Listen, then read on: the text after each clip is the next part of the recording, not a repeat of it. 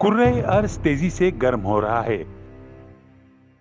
सनती इनकलाब एक ऐसा वाकया है जिसने पावर प्लांट से लेकर नक्लो हमल की हर एक शे में ईंधन के इस्तेमाल को फरोग दिया।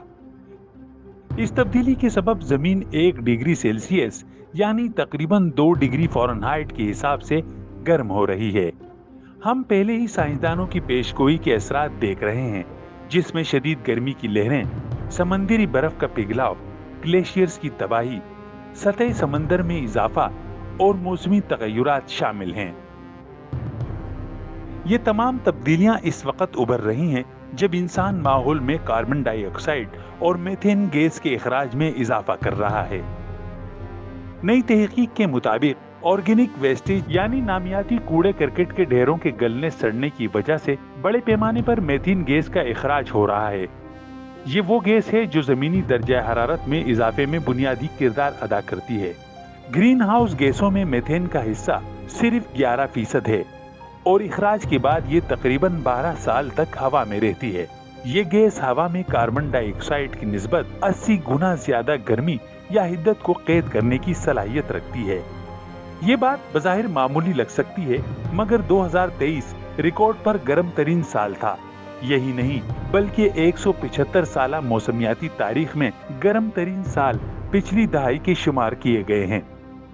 मौसमियाती तब्दीली से मुताल्लिक साइंसी जायजे के लिए कायम अक़वाम मुत्तहिदा के ज़ेली इदारे IPCC के मुताबिक आलमी आबो हवा में होने वाली तब्दीलियों के असरात नाकाबिले वापसी हैं और जिनके असरात अगले सैकड़ों या हजारों साल तक हो सकते हैं।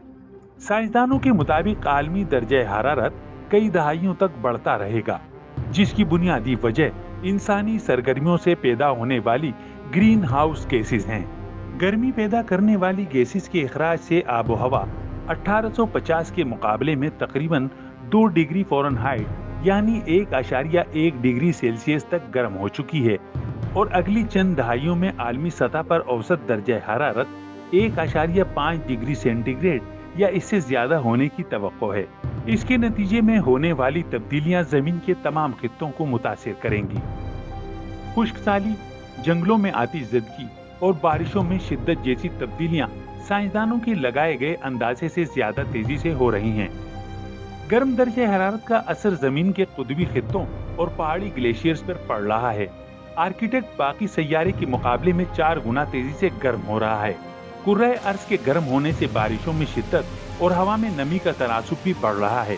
फिजा में नमी का अचानक इजाफा सैलाब और तबाहकुन समंदरी तूफानों को दावत देता है, जिससे दुनिया भर में मौसम के मजीद गैर मुतवक्के नमूने पैदा हो रहे हैं।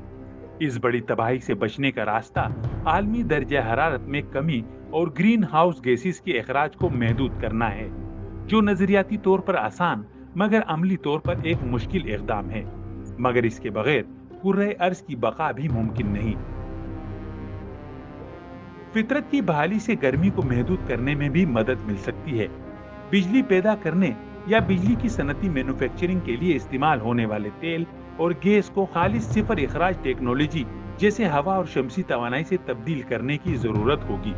दूसरी तरफ नक्ल हमल के लिए इलेक्ट्रिक गाड़ियों और पब्लिक ट्रांसपोर्टेशन को फरोग देना होगा। उम्मीद है आपको ये रिपोर्ट पसंद आई होगी। मजीद ऐसी मालूमाती और दिलचस्प वीडियोस के लिए चैनल सब्सक्राइब करना ना भूलें।